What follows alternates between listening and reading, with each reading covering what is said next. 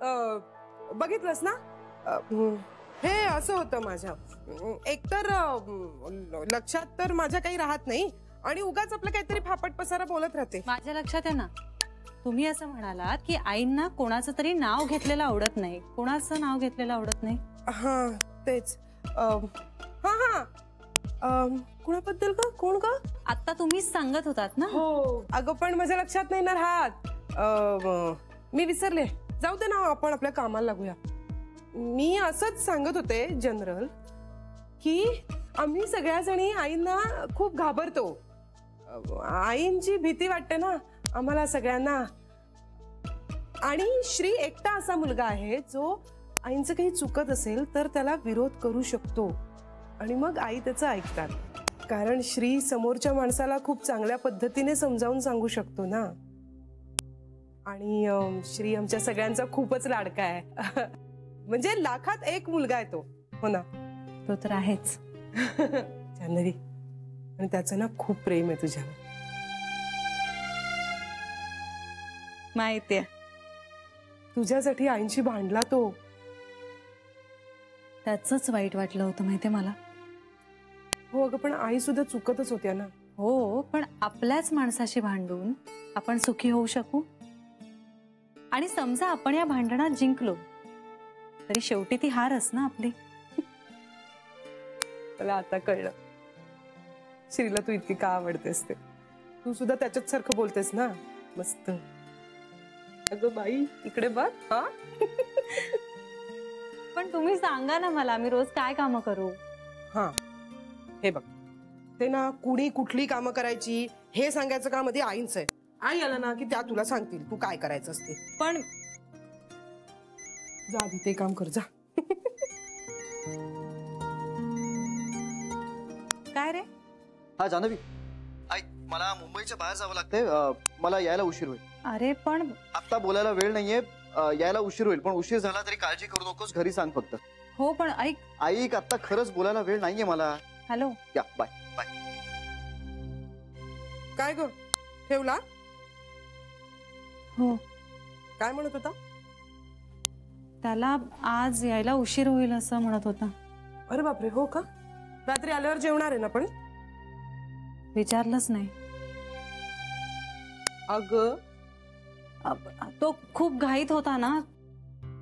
बर तरी साधारण किती वाजतील म्हणालाय? उशीर होईल इतकंच म्हणाला. हो का? तू एक काम कर जान्हवी, मग हे सगळं ना तू आईंच्या कानावर घाल. माझ्या लक्षात नाही राहायचं. आई बरोबर त्याला आल.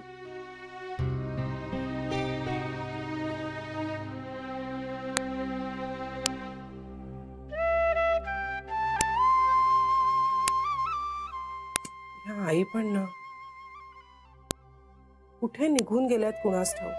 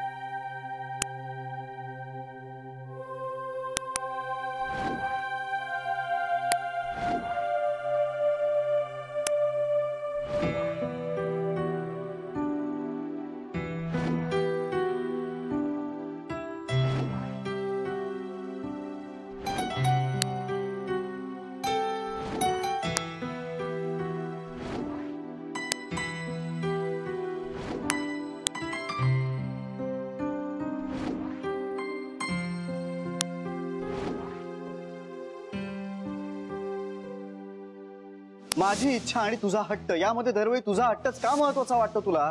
कुठलीही मिळालेली माहिती व्हेरीफाय न करता त्याच्यावरती विश्वास ठेवणं म्हणजे माझ्यावरती अविश्वास दाखवण्यासारखं आहे. भागीरथी गोखले हा सगळा वाद नको असलेल्या टोकावर घेऊन चालला. त्याची कृपया माझ्या आजीनं नोंद घ्यावी.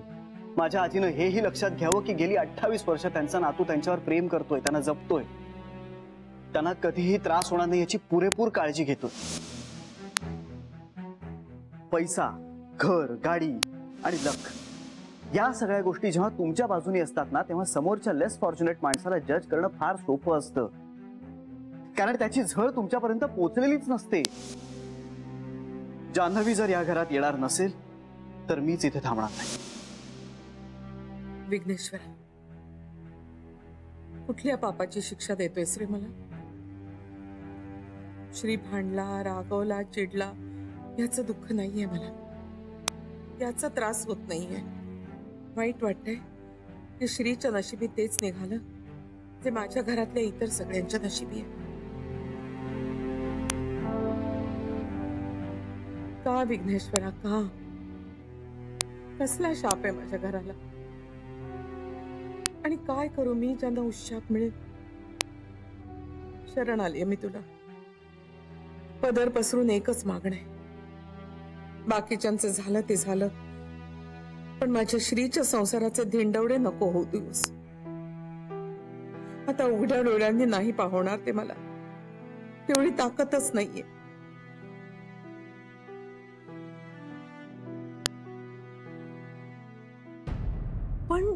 पण हा मुलगा गेला कुठे आणि अचानक असं कसं काम आलं ग?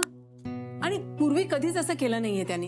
हो ना, आणि उशीर म्हणजे किती वेळ लागेल तरी? या पोराचं ना काही कळतच नाहीये मला. जाऊ दे ग ताई, निरोप तरी मिळालाय ना आता. जेवायचं काही म्हणाला का ग? खरं तर खूप घाईत होता तो, त्यामुळे काहीच बोलला नाही. बरं, मी येऊ? ये. कमाल आहे बाबा या पोराची. पूर्वी कधीच असं वागला नाही ग हा. म्हणजे आई म्हणतात तसं हा दुरावणार नाही ना आपल्यापासून. काही काय बोलतेस ताई?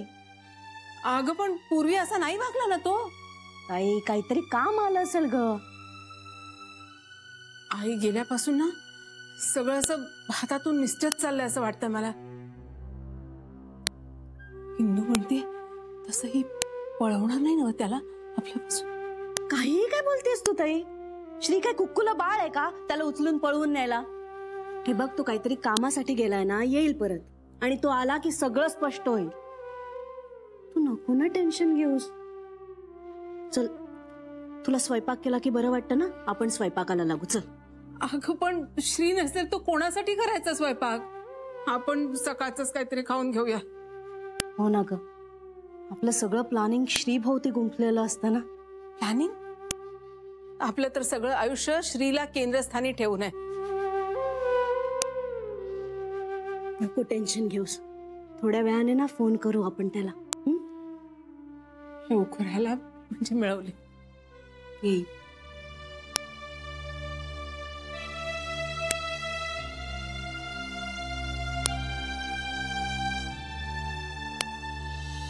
हा हो, मी आता शास्त्री रोडवर आहे.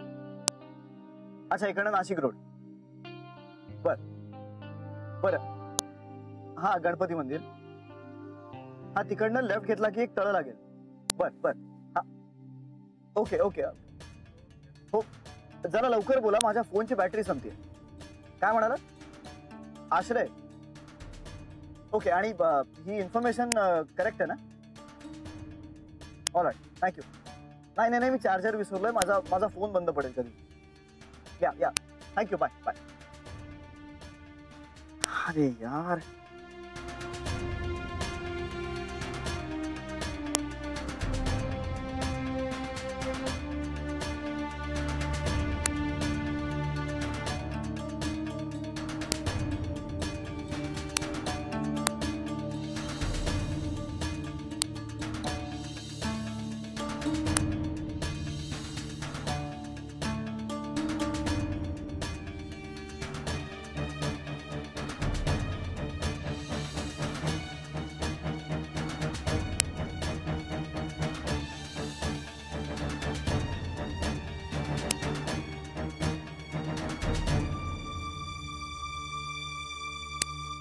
कार्ट्याने अगदी आज जीव घ्यायचाच बाकी ठेवला होता.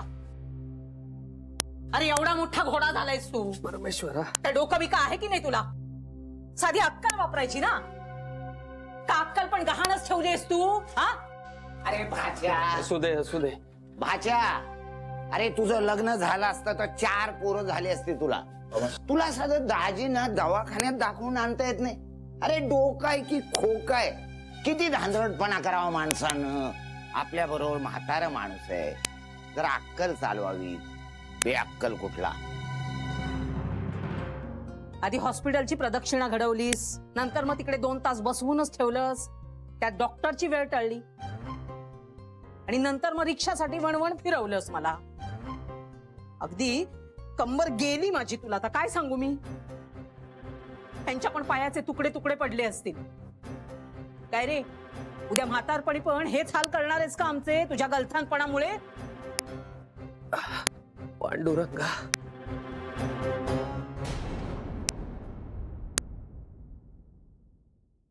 बाबा, आय एम सॉरी.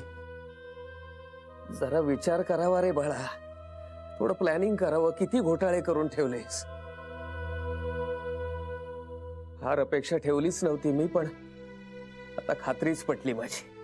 जानू होती ना तेव्हा सगळं कसं अगदी नीट व्हायचं. तरी नशीब त्या डॉक्टरनं दाजीला ओळखलं आणि आत घेतलं, नाहीतर आणखी 4-5 तास बसून राहावं लागलं असतं तिथे. नाही तर काय बावळट कुठला. तरी मी सांगत होते आपण जावई बापूंना सांगूया, गाडी पाठवा म्हणून, पण नाही, ह्यांचा मान नको तिकडे आडवा येतो ना. जावई पण मुलासारखाच आहे ना. केली त्याने सासऱ्याची थोडी सेवा, तर बिघडलं कुठे म्हणते मी. सेवा केलीच पाहिजे. आम्ही आमची कमावती एकुलती एक मुलगी त्यांच्या घरात दिली, मग तिच्या माहेरच्यांची सोय त्यांनी करायला नको? लग्न होईपर्यंत केलंच किती नाही ह्या घरासाठी खूप काही.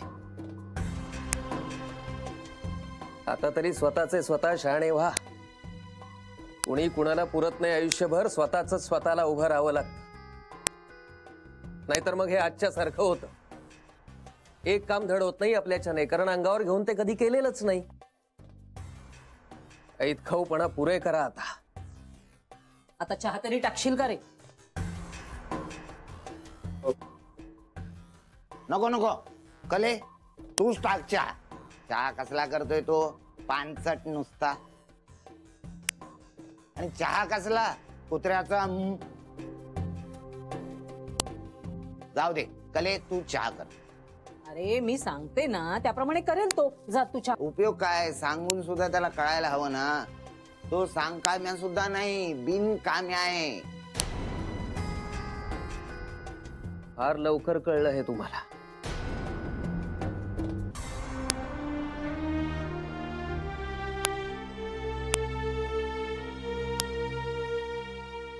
पिंट्या, काय रे, काय झालंय?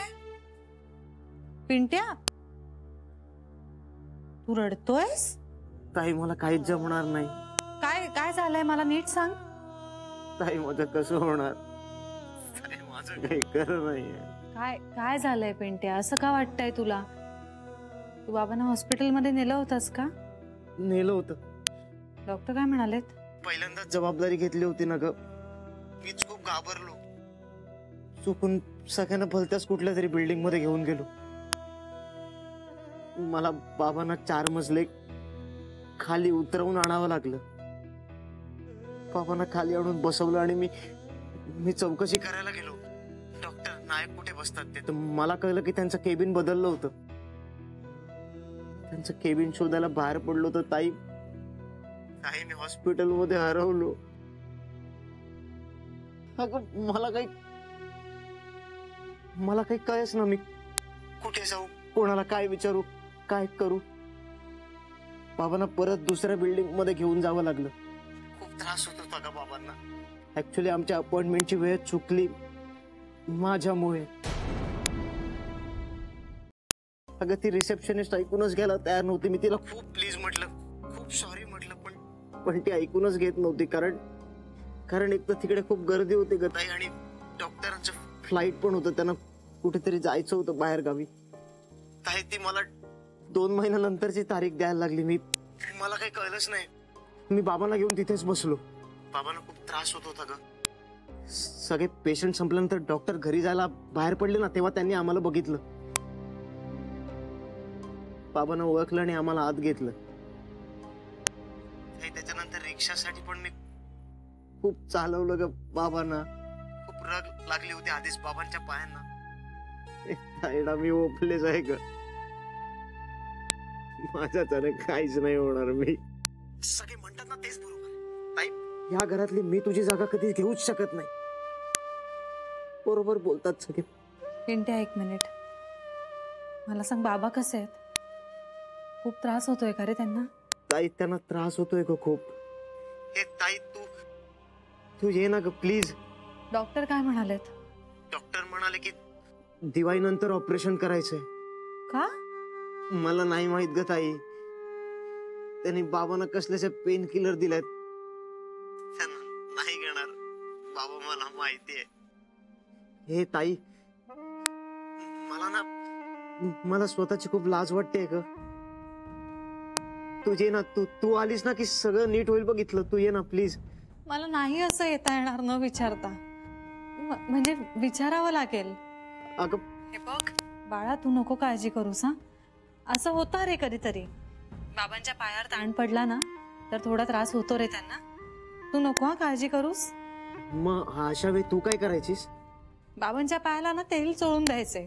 ते बघ, ते आयुर्वेदिक डॉक्टरांनी दिलेलं आहे ना. ताई, कुठे आहे ते तेल? ते बघ ना, कोणाड्यात ठेवलंय मी.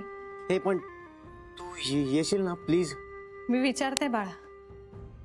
नाहीच जमलं तर फोन तरी करीन बाबांना. हा, नाही ताई, प्लीज फोन नको करू. तू ये ना प्लीज. इथे सगळे चिडलेत माझ्यावर. हो, मी बघते. आणि ऐक, मोठी माणसं आपल्याला रागवली म्हणून अंगाला भुक पडत नाहीत रे. ऐकायचं आणि आपली चूक सुधारण्याचा प्रयत्न करायचा. आणि हे बाळा, एक गोष्ट जमली नाही म्हणून तू बिनकामाचा नाही होत. ठीक आहे, शिकशील हळूहळू. आणि झाली आहे ना आपली चूक, मग माफी माग. बघू, मी प्रयत्न करते हा येण्याचा. प्लीज ये.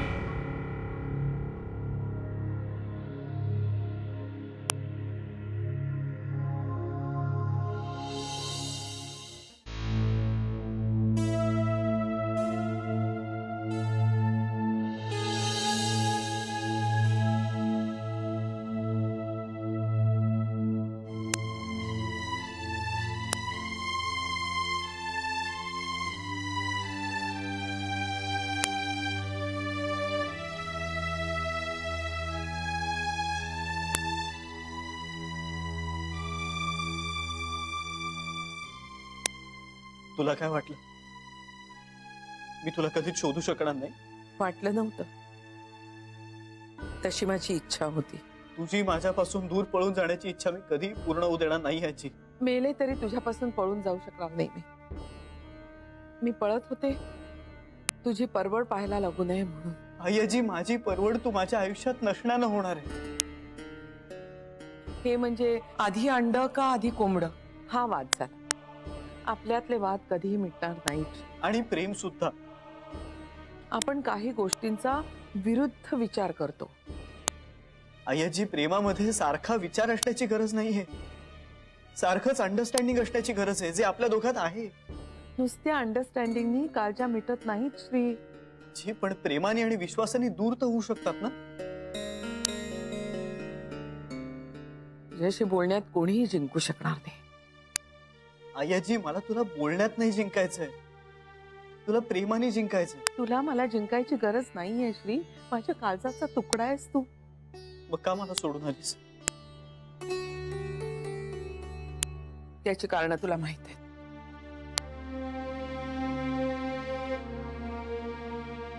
आई आजी, अगं ते कारण नाहीये, तो तुझा फक्त गैरसमज आहे. इथेच आपला वाद सुरू होतो आणि मला आपल्यात वाद नकोय, संवाद हवाय. काही विषयांवर तो होणं कठीण आहे. Okay okay, all right. आत्ता आपण या विषयावर नको बोलायला. तू चल, तू घरी चल. मला एकटीला राहायचंय. तुला एकटीला राहायचंय ना, हरकत नाही, तू एकटीच राहा, पण घरी राहा. आजी, तुला कोणीही डिस्टर्ब करायला येणार नाही. पाण्यात पडल्यानंतर कोरडं राहता येत नाही श्री. आई आजी, मला आता तुझ्या उपमा किंवा म्हणी ऐकायच्या नाहीये. मी काही ऐकून घेणार नाहीये तुझं. तू आता माझ्या बरोबर घरी येतेस अँड दॅट्स फायनल. मला शक्य नाहीये ते. तुझं हे नक्की ठरलंय? मला हे आवडत नाहीये, पण हे बदलताही येत नाहीये श्री. नाही नाही, तू बदलूच नकोस. मी बदलतो ना. म्हणजे माझा फोन बंद पडला, बॅटरी डाऊन झाली, तुझा फोन देतेस कशाला? अगं कशाला म्हणजे घरच्यांना कळवायला हवं ना तू इथे असते. त्यांना तुला पत्ता नको द्यायला. श्री, काय चाललंय तुझं? अगं तुला बदलायचं नाहीये ना, हरकत नाही ना, आम्ही बदलतो. पण मला तुझ्या बरोबर राहायचंय. हा, आता याच्यासाठी कदाचित मला माझं घर किंवा माझ्या कामाचा बेस बदलावा लागेल, पण दॅट्स ओके. मी करेन ते. तुला जर इथे राहायचं असेल ना, तर आपण सगळेच इथे राहू. मला इथंच राहायचंय असं नाही श्री. हे आजी, तुला आता आमच्या बरोबरच राहायचं नाही असं तुझं म्हणणं असेल ना, तर मग सॉरी, ही सवलत तुला नाहीये श्री. प्लीज.